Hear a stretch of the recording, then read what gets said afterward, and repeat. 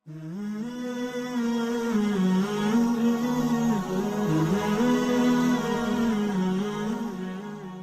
عرش پر کبھی فرش پر، کبھی ان کے در کبھی در بدر، غم عاشقی تیرا شکریہ میں کہاں کہاں سے گزر گیا۔ کبھی راستوں میں تنہا، کبھی ہوں ورود صحرا، میں جنوں کا ہم سفر ہوں، میرا کوئی گھر نہیں ہے۔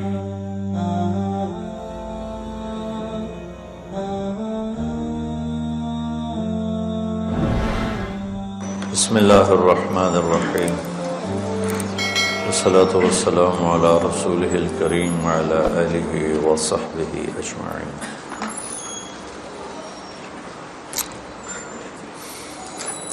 اکابر دیوبند میں مولانا محمود الحسن رحمۃ اللہ علیہ، جن کو شیخ الہند کہا جاتا ہے، یہ جب تحریک ریشمی رومال ناکام ہو گئی، اس میں مولانا عزیر گل رحمۃ اللہ علیہ، مولانا حسین احمد مدنی رحمۃ اللہ علیہ اور شیخ الہند، یہ مالٹا میں کوئی 3 برس قید رہے۔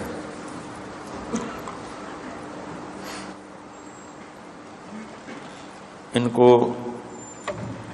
یہ حضرات حج پر تھے، وہاں شریف مکہ نے پکڑ کے حوالے کیا۔ شیخ الہند صرف ان کو چاہیے تھے۔ ان 2 شاگردوں نے رضاکارانہ اپنی گرفتاری پیش کی کہ آپ ہمیں بھی گرفتار کریں، ہم اپنے استاد کے ساتھ رہنا چاہتے ہیں۔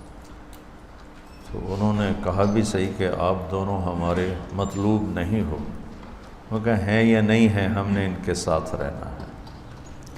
تو پھر 3 برس یہ حضرات وہاں مالٹا میں اسیر رہے۔ مالٹا اٹلی کے ساتھ ایک جزیرہ ہے، اب تو بہت خوبصورت ہے، اس وقت وہ سزا کے لیے وہاں بھیجا جاتا تھا۔ تو جب واپس آئے تو انہوں نے ارشاد فرمایا کہ میں نے 3 سال غور کرتا رہا کہ امت پر یہ زوال کیوں ہے اور امت دین سے دور کیوں ہے۔ تو مجھے یہ اندازہ ہوا کہ امت قرآن سے دور ہو چکی ہے، اور اب میں نے یہ سوچا ہے کہ میری جتنی باقی زندگی ہے وہ میں امت کو قرآن سے جوڑنے کے لیے لگا دوں گا۔ یہ الفاظ میرے ہیں، مفہوم ان کا ہے کہ جو اللہ نے مجھے باقی زندگی دی ہے میں وہ قرآن کی نشر و اشاعت پہ صرف کر دوں گا۔ تو پتہ نہیں مجھے کہاں سے اچانک یہ بات یاد آ گئی، چونکہ قرآن کا سلسلہ چل رہا ہے، کہ ہم جو اہل علم کہلاتے ہیں، اہل مدارس کہلاتے ہیں، ہم بھی قرآن سے ایسے جڑے ہوئے نہیں جیسے ہم فقہ سے جڑے ہوئے۔ تو قرآن کے مضامین سے ہم ناآشنا ہیں، قرآن کس لہجے میں بولتا ہے اس لہجے سے ناآشنا ہے۔ پھر قرآن کا حسن کیا ہے جس نے عرب کے پتھر دلوں کو پگھلا دیا، ہم اس سے ناآشنا ہیں۔ حالانکہ عربی پڑھنے کا مطلب تو یہ تھا کہ ہم صرف ترجمہ تک نہ پہنچتے بلکہ حسن قرآن اس تک پہنچتے۔ حضرت عمر کو پہلا جو جھٹکا لگا اسلام کا، وہ بہن کا واقعہ بات کا ہے۔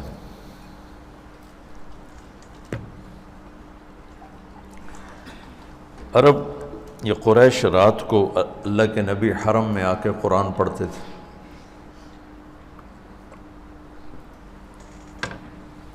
دائیں بائیں چھپ چھپا کے قریش آپ کا قرآن سنتے تھے، چونکہ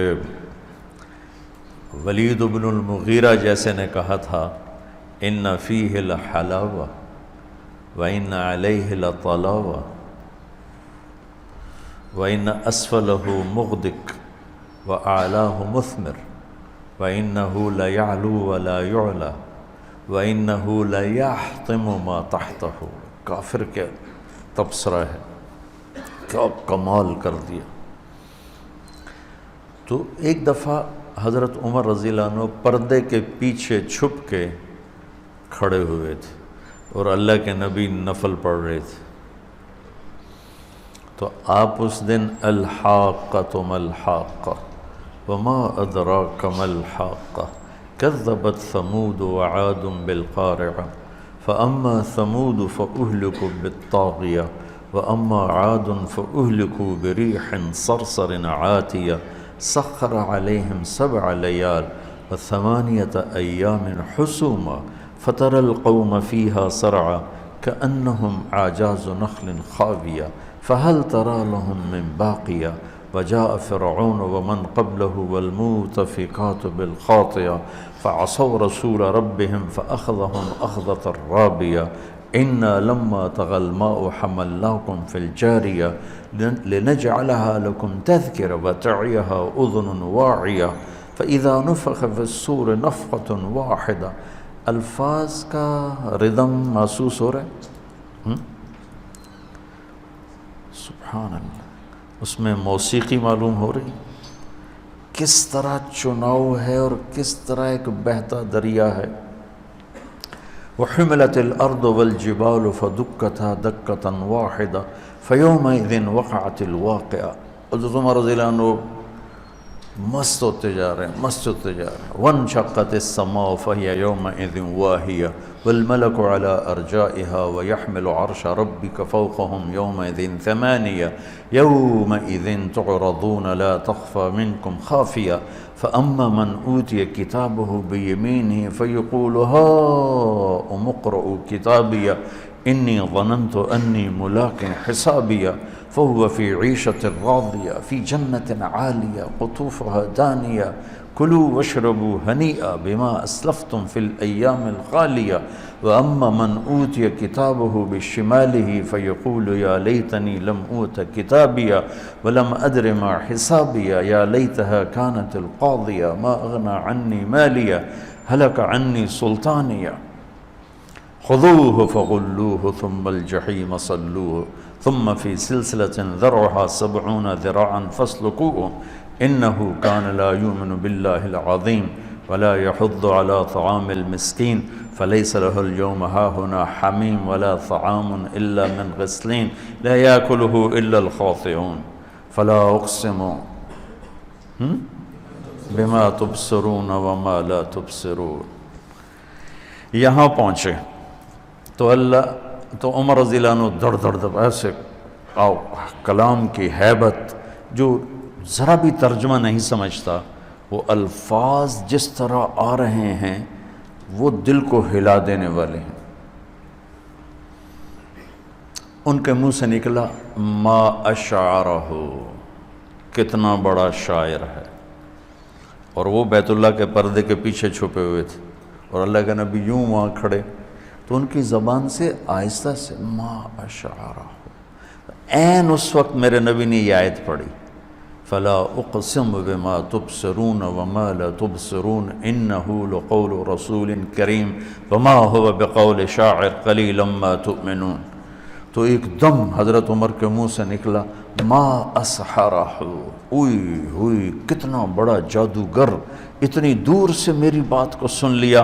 تو آپ نے دوسری ضرب لگائی ولا بقول کاہن قلیلا ما تذکرون تنزیل من رب العالمین. تو بچوں، میرا اہل علم سے بھی گلہ ہے اور امت سے بھی گلہ ہے کہ ہم قرآن سے بہت دور. اہل علم صرف فقہ کے قریب ہیں اور قرآن ایک جیتا جاگتا پیغام ہے. شیخ الہند جو ہماری بنیاد ہیں، پہلے شاگرد محمود الحسن دیوبند کے، پہلے استاد محمود احمد اور پہلے شاگرد محمود الحسن، جنہوں نے 4 چاند لگا دیے دیوبند کو اپنی جہود، للہیت، اخلاص، منحنی، دبلے پتلے اور انگریز سے ٹکر لے کر کیا سے کیا کر دکھایا بابا. لیکن جب قوموں کے سفینے ڈوبتے ہیں تو پھر ملاح بچا نہیں سکتے. ملاح کتنا ہی ماہر ہو، جب کشتی کے پھٹے ٹوٹ جائیں تو وہ کشتی کو کیا بچائے گا. تو ادھر ادھر کی نہ بات کر، یہ بتا کہ قافلہ کیوں لٹا، مجھے رہزنوں سے گلا نہیں، تیری رہبری کا سوال ہے۔ تو میں یہ چاہتا ہوں کہ مجھے پتہ نہیں یہ ہوگا کہ نہیں ہوگا، کہ میرے ذریعے سے ایک ایسی جماعت تیار ہو جائے جن کا ورد قرآن ہو، جو فذکر بولو فذکر بالقرآن بالقرآن بالقرآن من یخاف وعید۔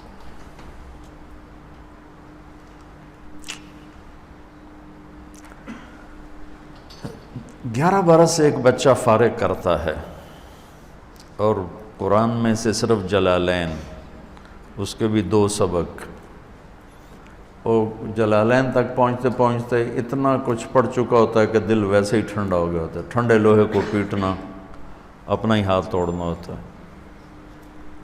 کیا کریں؟ میں اس سوچ میں ہوں کہ قرآن پڑھ، جیسے صحابہ کا ایمان بڑھا، وَإِذَا تُلِيَتْ عَلَيْهِمْ آيَاتُهُ زَادَتْهُمْ ایمانا، ایسے ہمارا بھی ایمان بڑھے، قرآن سنے تو ہمارے رونگٹے کھڑے ہوں، تقشعر منہ جلود الذین یخشون ربهم ثم تلین جلودهم وقلوبهم الی ذکر اللہ۔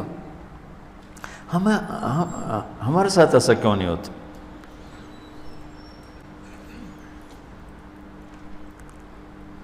اللہ اس کو کوئی حل نکالے گا اپنی قدرت سے۔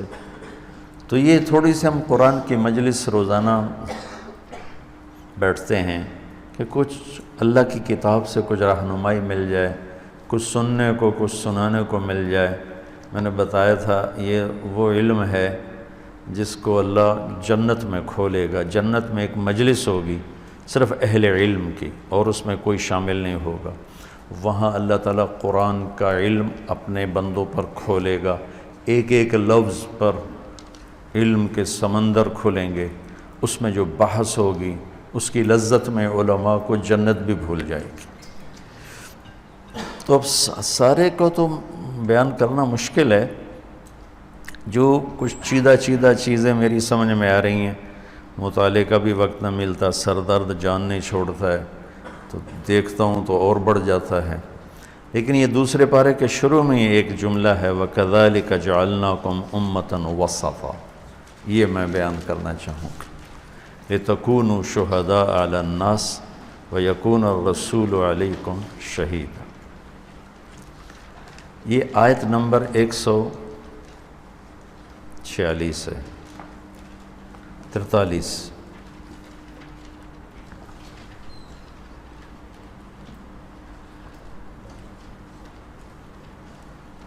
143 نمبر آیت، امتاً وسطا، درمیان والی امت، وسط درمیان، لیکن ترجمہ کرتے ہیں اعتدال، اعتدال والی امت۔ لیکن قرآن کا ایک معجزہ جو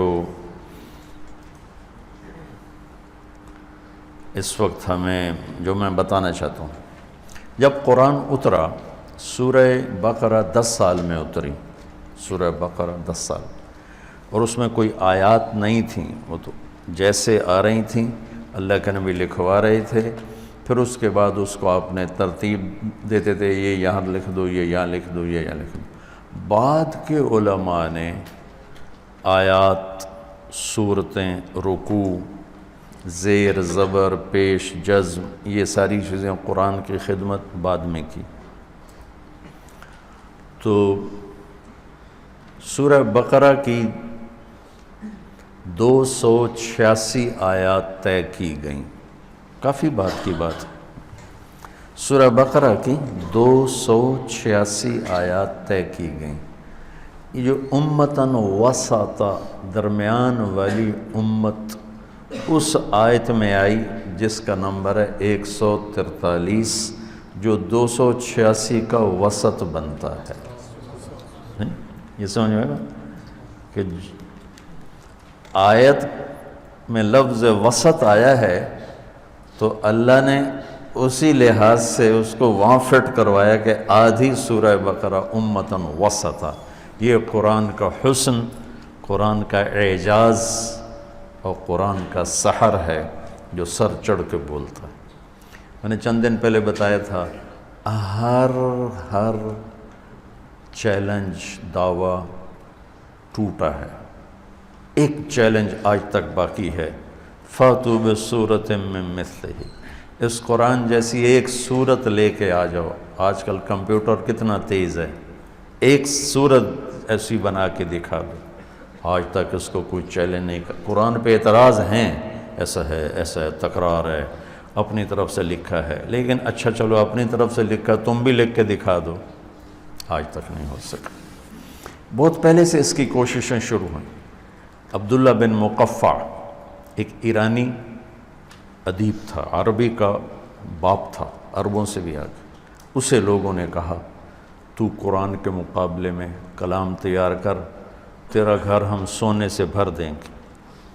اس نے 6 ماہ کی مہلت مانگی، 6 مہینے گھر سے باہر نہیں نکلا، 6 مہینے گھر سے باہر نہیں نکلا، وہ صرف لکھنے میں لگا رہا، لکھے پھاڑے 6 ماہ بعد اس نے کہا یہ کلام قرآن کے مقابلے میں ٹھیک ہو گیا۔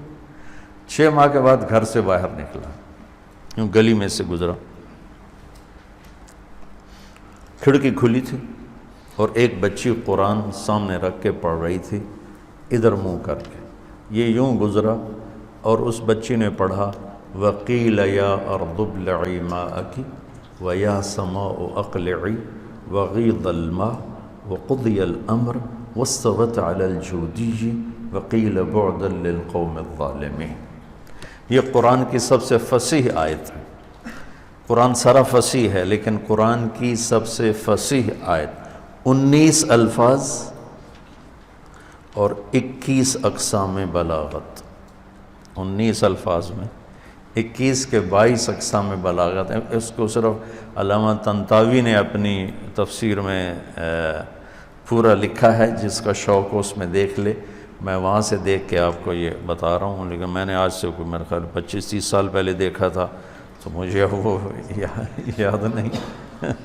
تو آپ لوگ دیکھ لیں، آپ کا جذبہ بھی جوان ہے، ہم تو بس اب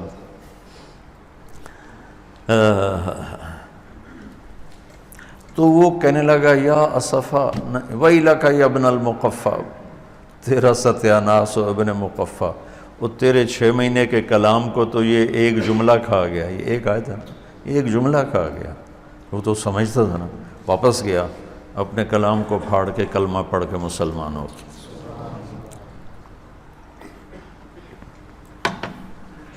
ایسے آپ لوگ قرآن کے ساتھ بیٹھو۔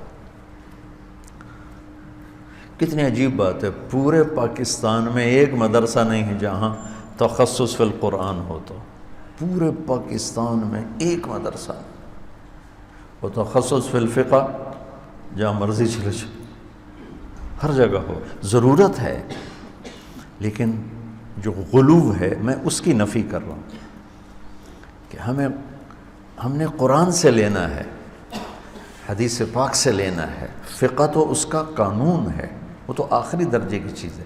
فقہ کی عبارت اس وقت تک دلیل نہیں جب تک اس کے پیچھے قرآن اور حدیث نہ ہو۔ فقہی عبارت اس وقت حجت بنتی ہے جب اس کے پیچھے کوئی قرآن کی آیت ہو یا حدیث پاک ہو یا کم از کم قول صحابی ہو، ورنہ تو وہ اس کی کوئی حیثیت ہی کوئی نہیں۔ تو خیر، اللہ کہہ رہا ہے ہم نے تمہیں امت وسط بنایا، اعتدال والی امت۔ یہ عام ترجمہ ہے، میں اس کا ترجمہ کیا کرتا ہوں، ہم نے تمہیں امت واسطہ بنایا، چونکہ اس میں واسطہ کے لفظ کی بھی گنجائش ہے، اور یہ میرا اجتہاد نہیں ہے، یہ ابن جریر طبری نے اس کا یہ ترجمہ کیا ہے۔ میں نے جبوتی کے اجتماع میں عربی میں بیان کرتے ہوئے کہا کہ ہم امت وسطہ بمعنی واسطہ ہے۔ کیا معنی واسطہ کا؟ کہ جیسے پہلے انبیاء اور ہمارے نبی اللہ اور بندوں کے درمیان واسطہ تھے اور لوگوں کو اللہ سے ملاتے تھے، جیسے اس موبائل کے ذریعے سے بہت سے لوگوں ہم سے جڑ گئے ہیں، تو یہ ہمارے درمیان واسطہ ہے۔ تو یہ انبیاء پہلے بندوں اور اللہ کے درمیان واسطہ، اللہ سے جوڑتے، اللہ سے ملاتے۔ قال یا قوم اعبدوا اللہ ما لکم من الہ غیر وَإِلَىٰ هُودَ أَخَاهُمْ صَالِحًا قَالَ يَا قَوْمِ اعْبُدُوا اللَّهَ مَا لَكُم مِّنْ إِلَٰهٍ غَيْرُهُ وَإِلَىٰ ثَمُودَ أَخَاهُمْ صَالِحًا قَالَ يَا قَوْمِ اعْبُدُوا اللَّهَ مَا لَكُم مِّنْ إِلَٰهٍ غَيْرُهُ کہ ہر نبی اللہ سے ملاتا تھا۔ اب ہمارے نبی کے بعد کیا ہے؟ مَا كَانَ مُحَمَّدٌ أَبَا أَحَدٍ مِّن رِّجَالِكُمْ وَلَٰكِن رَّسُولَ اللَّهِ وَخَاتَمَ النَّبِيِّينَ وَكَانَ اللَّهُ بِكُلِّ شَيْءٍ عَلِيمًا۔ آپ تو آخری ہیں۔ اب کیا ہوگا؟ اب کون بندوں کو اللہ سے ملائے، کون واسطہ بنے گا؟ تو اللہ نے کہا كَذَلِكَ جَعَلْنَاكُمْ أُمَّةً وَسَطًا، ہم نے تمہیں امت واسطہ بنایا ہے۔ میں نے اس کو اس طرح بیان کیا۔ تو ایک عرب عالم بھی اور بڑے ادیب بھی، بڑے شاعر بھی، میرے بڑے اچھے دوست بھی، ڈاکٹر فوزی اور غضب کے شاعر، ان کے میں اشعار سنایا کرتا ہوں۔ اللہ اکبر شع نور محمد وبدت لوائحہ بہذا المشہد والیمن خیم فی جوانبہ التی ابدا تغص بکل حبر مرشدی عاف المنام ووزعت اوقاتہ بین احبت فی زوایا المسجد حجر المنازل والدیار واہلها وصلا بهم عن والدین ومولدی ضحى بوارف دوحة تشدو بها سرب البلابل في حياض موردی طورا يعين للبيان وتارة يدلي نصيحته لكل موحد يغزو العوالم في مطية فكره لتكون ميدانا لجهد محمدی۔ یہ انہوں نے فی البدی کہے۔ رائمنڈ کے اجتماع میں جب اٹھے نا اور منظر دیکھا یوں، تو ایسے قلم کاغذ اٹھا اور قلم ٹک ٹک ٹک ٹک ٹک، بیٹھ کے نہیں کیا سیدھا تھا، فی البدی۔ تہجد میں اٹھے تو دیکھا تہجد کا منظر، لاکھوں انسان نفلوں میں، دعا میں، رونے دھونے میں۔ تو میری ان کی تشکیل ہو گئی اکٹھی۔ میں نے کہا شیخ زدنا، کوئی اور اس پہ مزید اس قصیدے کو لمبا کرو۔ تو انہیں چند شعر اوپر اور سنا دیے۔ والمرء يسمو بالجهود الى الذرى لا بالدراهم لا ولا بالعسجد المرء يسمو بالجهود الى الذرى لا بالدراهم لا ولا بالعسجد والله ينصر من يناصر دينه ويلوح طالعه بسعد الأسعد وغدا يكون مع النبي وصحبه في ظل عيش بالنعيم السرمد۔ اچھا، اگلی تشکیل پھر کٹا ہوگا۔ میں نے کہا زدنا، تھوڑا اور اس نے پھر آگے سنایا۔ میں نے کہا اس میں جنت کو لاؤ آپ، کیونکہ آخری شعر تھا وَغَدًا يَكُونُ مَعَ النَّبِيِّ وَصَحْبِهِ فِي ظِلِّ عَيْشٍ بِالنَّعِيمِ السَّرْمَدِ، ہمیشہ کی نعمتوں میں ہوں گے۔ میں نے کہا اس پہ جنت جوڑو، جنت وہاں جوڑ دیتے ہیں۔ حيث النجائب هيئت لقدومه من أجل مكرمة وأروع مشهد في جنة تجري العيون خلالها والحور تخطر في رشاقة أغيد تختال في حلل حرائر سندس استبرق وأعصابر من عسجد والتاج يعلو فوق مفرق رأسها من لؤلؤ وجواهر وزمرد حتى إذا اقتربت إليه تبسمت بالغنج كالطفل الوليد المسهد فهناك غرت الطيور ورتلت لحن الخلود بكل غصن أملد۔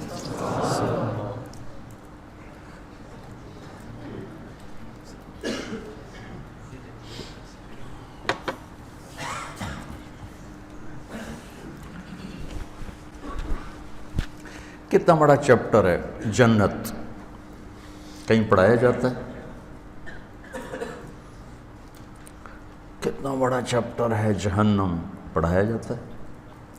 اللہ نے کتنا کھول کے جنت کو 1000 آیات، 1000 آیات، 1/6 قرآن اس لیے نہ جنت کا شوق ہے نہ جہنم کا خوف ہے۔ خیر بات ادھر ادھر چلی گئی۔ ڈاکٹر فوزی کو میں نے کہا کہ میں نے یہ ترجمہ ٹھیک کیا؟ کہنے لگا بہت لگا ہے دل کو بہت لگا ہے، لیکن یہ قرآن ہے، اس لیے اس کو ذرا تحقیق کرو کہ کسی بڑے اکابر میں سے کسی نے یہ ایک بات کہی ہے کہ نہیں کہی، اگر کہی ہے تو پھر بہت زبردست بات۔ میں وہاں سے واپس آیا، ذرا ہمت جوان تھی، میں نے تفسیریں اٹھا لی تو مجھے کہیں ملا نہیں، میں بڑا اداس ہو گیا۔ تو پھر میں نے تفسیر طبری اٹھائی، جو پہلی تفسیر ابن جریر طبری، وہ بھی دیکھتا جا رہا ہوں، کوئی نہیں آ رہا، میرا دل بیٹھ رہا ہے کہ لفظ میں ترجمے میں لفظ میں گنجائش ہے، وسطہ بے معنی واسطہ، لیکن جب تک پیچھے سے کوئی بات نہ ملے تو ہم تو کوئی مجتہد نہیں ہیں۔ تو آخر میں ابن جریر رحمۃ اللہ علیہ نے بے معنی واسطہ انہوں نے یوں بیان کیا کہ اب یہ امت جو ہے یہ واسطہ ہے لوگوں کے اور اپنے نبی کے درمیان۔ تو اللہ اور نبی تو ایک ہی چیز، میں یوں کہتا ہوں کہ اب یہ امت واسطہ ہے لوگوں اور اللہ کے درمیان، اور لوگوں اور اللہ کے نبی کے درمیان، وہ ایک ہی چیز ہے، اس کا تو کوئی مسئلہ نہیں ہے۔ تو یہ جو بچوں تبلیغ کا کام ہے نا، یہ امت وسطہ کی ذمہ داری ہے۔ اللہ مولانا الیاس صاحب کی قبر نور سے بھرے، انہوں نے بھولا ہوا سبق یاد دلایا۔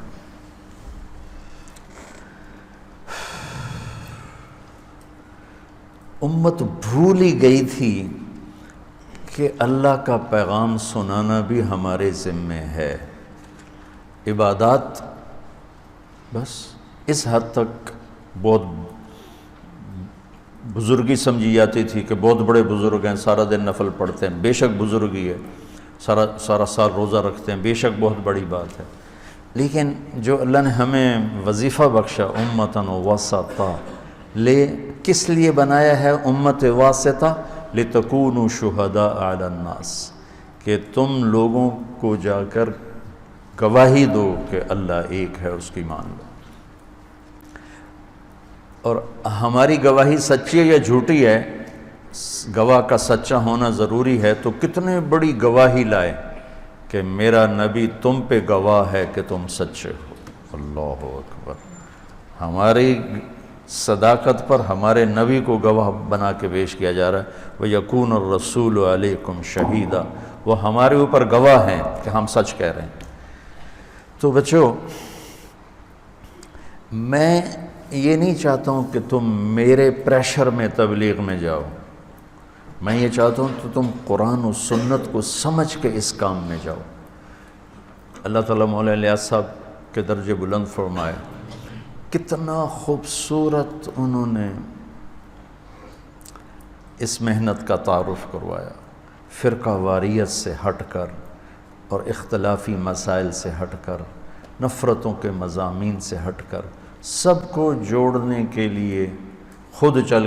اس وقت کے علماء فرماتے یہ تو علم کی توہین ہو رہی ہے کہ فساق کے پاس جاتے ہیں، فجار کے پاس جاتے ہیں، اور مولانا الیاس صاحب فرماتے اس توہین میں میری عزت ہو رہی ہے۔ انبیاء، اچھا آج کا عجیب ماحول بن گیا، جو لوگ دین سے دور ہم ان سے ملنا ہی پسند نہیں کرتے، اور نبی کس کے لیے آتے ہیں جی؟ نبی نافرمانوں کے لیے تو آتا ہے۔ 4000 نبی بگڑے مسلمانوں کے لیے آئے، بنو اسرائیل میں 4000 نبی بگڑے مسلمانوں کے لیے آئے، اور 1,20,000 وہ کفار کے لیے آئے۔ اور اس میں 4000 جو موسیٰ علیہ السلام سے سلسلہ چلا ہے، جب مسلمان بگڑ جاتے تھے اللہ نبی بھیجتا تھا، یعنی اس وقت بنو اسرائیل مسلمان تھے۔ تو میرے عزیزو، اس تبلیغ کو نا کچھ جماعت نہ سمجھو، فریضہ سمجھو، امتاً وسطا، ہم امت واسطہ ہیں اللہ اور بندوں کے درمیان، ہم نے اللہ کے پیغام کو پہنچانا ہے۔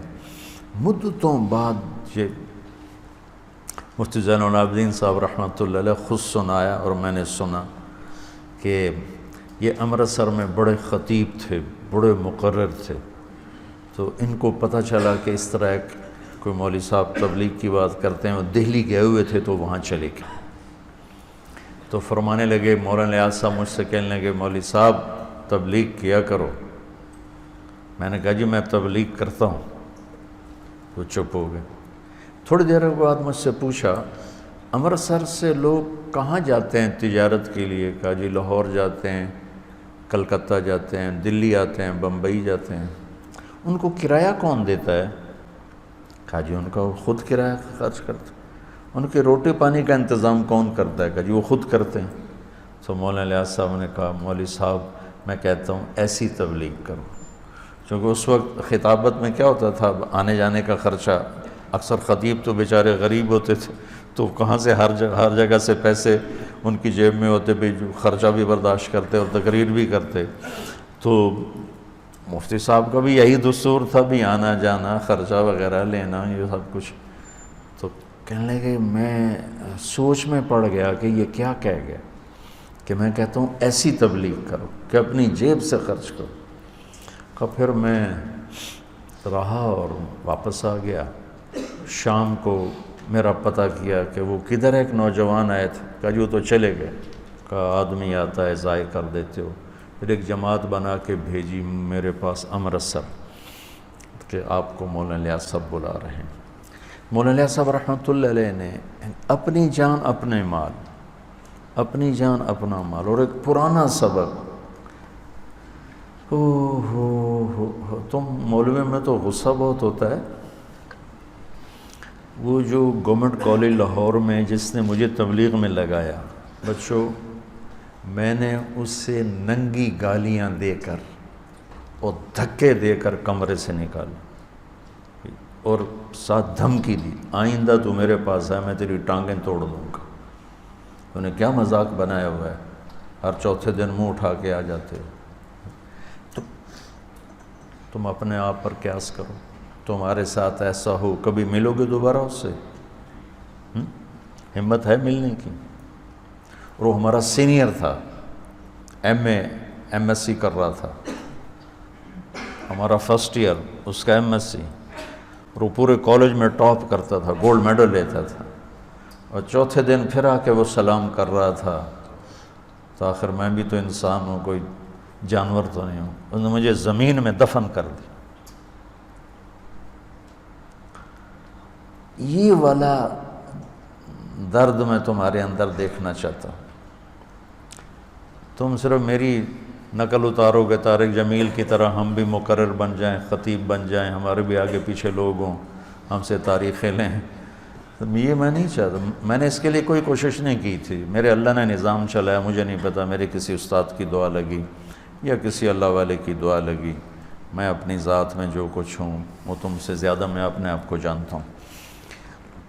امتاً وسطا، اس پر کھڑے ہو کر تم کام کرو کہ ہم امت وسطا ہیں، ہم نے اللہ کے پیغام کو سنانا ہے۔ جو ہمیں گالیاں دے رہے ہیں ان کے پاس بھی جانا، جو ہمیں پتھر مار رہے ہیں ان کے پاس بھی جانا۔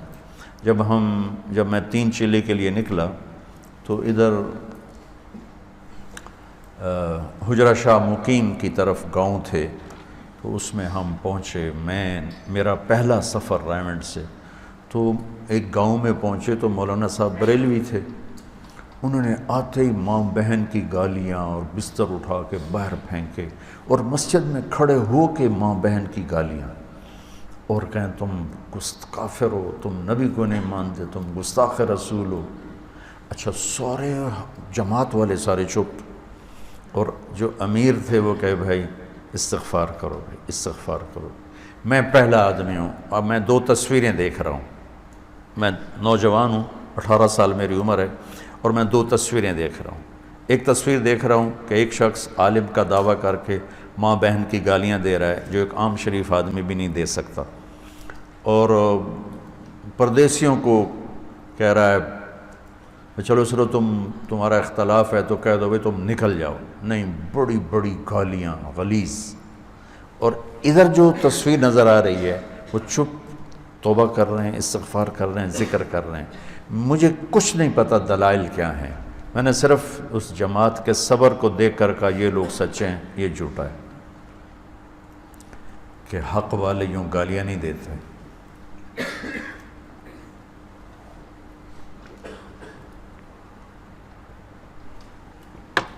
میری بات بہت لمبی ہو گئی، تو چونکہ ابھی چھٹیاں آنے والی ہیں، تم کتنے بہانے بنا کے آؤ گے کہ چلہ نہ لگانا پڑے۔ تمہارے چلے کو پکا کرنے کے لیے، چونکہ تمہارے ساتھ ساری شاخیں جڑی ہوئی ہیں، تو ہر ایک کے اندر میں ہوگا کسی طرح چلے سے جان بچ جائے۔ میں چاہتا ہوں تمہاری جان لگ جائے، کیونکہ بچتے بچتے کہتے ہیں نا، میں تو بچتے مرتے مرتے بچا۔ میں کہا کرتا ہوں بچتے بچتے مر جاؤ گے، کب تک بچو گے؟ مرتے مرتے بچا اور بچتے بچتے مر جائیں گے کب؟ تو میں چاہتا ہوں تم چھٹیاں خوشی سے چلے میں لگاؤ، میرا پریشر نہ ہو اور جھوٹے بہانے نہ ہوں اور جان چھڑانا نہ ہو۔ ہمارا ایک ساتھی تھا، وہ سارا سال پیسے جمع کرتا رہا چلے کے لیے، غریب تھا، بہت غریب۔ عین موقع پہ کوئی ایسی مصیبت اس پر آئی، وہ جتنا جمع پونجی تھی ساری خرچ ہو گئی، تو وہ رائمنڈ سے چلا گیا لاہور، اور ایک سڑک بن رہی تھی، وہاں ایک ہفتہ مزدوری کرتا رہا، اور اس مزدوری سے جو پیسے ملے اس میں چلہ 200-400 میں لگ جاتا تھا، تو اس سے اس نے آ کے چلہ لگایا۔ جس کا ارادہ ہوتا ہے وہ یوں بھی کر لیتا ہے۔ اس نے سب کچھ کرنے کے بعد مجھے بتایا کہ میں تم پتہ میں نے چلہ کیسے لگا؟ میں پیسے تو میرے لگ گئے تھے، میں پھر لاہور گیا، وہاں میں نے مزدوری کی، وہاں سے جو پیسہ ملا اس سے میں نے چلہ لگایا۔ تو ایک دو مضامین اور بیان کرنے تھے، لیکن اب اسی میں ہی زیادہ وقت لگ گیا، اور ضرورت بھی اس کی تھی کہ میں چاہتا ہوں تمہارے چلے خوشی سے لگیں۔ لگاؤ گے نا؟ بہانہ بنانے تو نہیں ہوگے نا؟ ہاں، ورنہ تو تمہارا اور اللہ کا معاملہ ہے۔ ہم اسکول پڑھتے تھے نا جب، تو پڑھنے کا تو شوق تھا نہیں، سب ذمہ داروں کے بیٹے، ہم سب، کوئی تقریباً 99% ہم ذمہ داروں کے بیٹے، اور کسی کو شوق نہیں۔ اور جو 2-4 لڑکے تھے اس طرح متوسط گھرانوں سے، وہ پڑھتے تھے بہت زیادہ، ہم نہیں پڑھتے۔ تو ایک تھا میلسی کا کھچی محمد خان اور میں، ہم دونوں نے نا پیٹ میں درد کر لیا اور چھٹی کرنے کے لیے کہ بھائی اسکول نہ جائیں۔ تو میں تھوڑا عقل مند تھا، وہ ذرا بالکل ہی بدھو تھا۔ میں نے وہ کچن سے راکھ لے کر آیا اور اس پر تھوڑا پانی ڈالا، تھوڑی تھوکیں ڈالی، الٹی کا نمونہ بنانے کے لیے کہ مجھے مجھے الٹی آئی۔ ہمارا جو سوڈن تھا نا وہ بڑا سخت تھا، بہت مارتا تھا۔ تو ہم دونوں نے نا بیماری کا بہانہ بنا کے چھٹی کر لی۔ اچھا، اب ہم گپے مار رہے تھے، جب لڑکے چلے، پہلے ہم ہوں کرتے رہے، جب لڑکے چلے گئے، ہم رضائیاں، سردیوں کا زمانہ تھا، ہم رضائی پھینک کے گپیں شروع کر دی۔ کافی دیر ہم گپے مارتے رہے۔ میری چھٹی حص نے کہا کہ لگتا ہے اب ناظم صاحب آئیں گے چکر لگانے، وارڈن، تمہارے یہاں ناظم ہوتا ہے تو وارڈن صاحب چکر لگانے آئیں گے، تو کہیں ہم موقع پہ پکڑے نہ جائیں۔ تو میں نے تو رضائی اوپر لی اور لیٹ گیا، اور وہ جو تھا نا اس نے دیکھا میں باتیں بند کر دی ہیں، وہ بھی رضائی اوپر لے کر لیٹ گیا۔ تھوڑی دیر تو لیٹا رہا، پھر اس نے گانے شروع کر دیے۔ تو وہ گانا گا رہا، گلاں دل دیاں دل وچ رہ گئیاں، شمع پہ گئیاں، زور سے، اس کو پتا کوئی بھی نہیں۔ طالب صاحب اندر آ گئے، میرے اوپر بھی رضائی، اس کے اوپر بھی رضائی۔ اب وہ گلاں دل دیاں دل وچ رہ گئیاں، شمع پہ گئیاں، اور اوپر سے طالب صاحب نے رضائی ہٹائی، وہ شمع پہ۔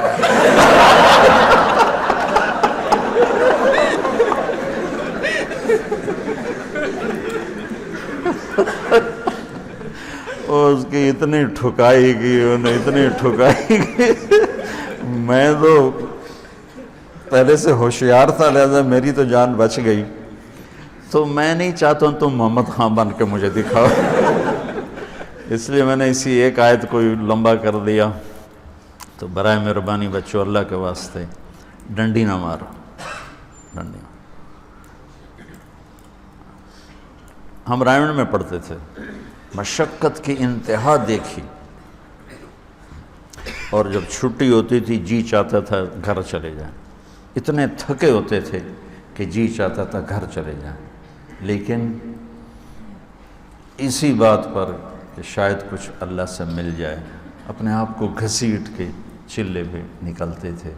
تو یہ آیت چونکہ تمہاری چھٹی کی مناسبت سے تھی، اس لیے میں نے تھوڑا سا اس کو تفصیل سے بیان کر دیا کہ تمہارے اندر امت پناہ ہو۔ امت پناہ کیا؟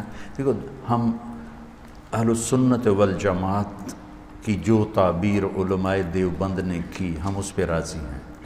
وہ بنیان کی طرح ہے جو جسم کے ساتھ ہے۔ یہ جو کرتا ہم نے پہنا ہے نا، یہ امت پنے کا ہے کہ ہم امت ہیں، اور امت ہونے کے ناطے تمام مکاتب فکر کے مسلمانوں کو ہم گلے سے لیں۔ وہ ہمیں گالیاں دیں، ہم اس کو نظر انداز کریں گے، وہ ہمیں پتھر ماریں، ہمارے اوپر کفر کے فتوے لگائیں، جو مرضی کریں، ہماری طرف سے سوائے کلمہ خیر کے اور کچھ نہیں ہونا چاہیے۔ تمہارے اندر امت پناہ آئے اور علم تمہارا راسخ ہو، لیکن مزاج تمہارا انبیاء والا ہو کہ نافرمانی کو دیکھ کر تم تڑپ جاؤ کہ یا اللہ اس کو میں یہاں سے کیسے نکالوں، اور یہ اس گمراہی سے نکل کر جنت کے راستے پر کیسے چل پڑے۔ تو اس کے لیے محبت دینی پڑتی ہے، اندر سے محبت دینی پڑتی ہے، چونکہ محبت ایک ایسی تقریر ہے جو الفاظ کے بغیر دلوں کو پکڑ لیتی۔ تو اس لیے بچوں، امت وسط بننا ہے، امت واسطہ بننا ہے۔ ہم نے لوگوں کو اللہ سے ملانا ہے اور صلہ اللہ سے لینا ہے۔ نہ لوگوں سے واہ واہ چاہیے، نہ لوگوں سے زر چاہیے، نہ مال چاہیے۔ لوگوں کو اللہ سے ملا کر صلہ اللہ سے لینا ہے، اور اپنی ضرورت حاجت اللہ کے سامنے۔ نماز پڑھنا سیکھ لو، مصلی بچھاؤ گے راستے کھلیں گے، اللہ سے مانگو گے راستے کھلیں گے۔ اللہم لک الحمد کما انت اہلہ، وصلی علی محمد کما انت اہلہ، وفعل بنا ما انت اہلہ، انک اہل التقوی و اہل المغفرہ۔ اللہم ربنا تقبل منا انک انت السمیع العلیم، وتب علینا انک انت التواب الرحیم۔ یا اللہ، یہ تیری کتاب ہے، ہمیں اس کا نور نصیب فرما، ہمیں اس کی حکمت نصیب فرما۔ یا اللہ، یہ تیرا پیغام ہے پہنچانے کے لیے، ہمیں اسے پہنچانے والا بنا۔ یا اللہ، تو اس کی تعلیمات ہماری زندگی میں اتار دے، ان بچوں میں اتار دے، اہل مدارس میں، اہل خانقاہ میں، تمام مکاتب فکر میں، اور پوری امت کے تمام طبقات، افراد، مرد عورت، سب چلتا پھرتا قرآن بنا دے، اسے پڑھنے والا بنا، اسے سمجھنے والا بنا، اس پہ عمل والا بنا۔ اور یا اللہ، ہم نے یہ رمضان میں تعلیم کا سلسلہ شروع کیا ہے، اسے قبول فرما، اسے بابرکت فرما، غیبی تائید شامل حال فرما۔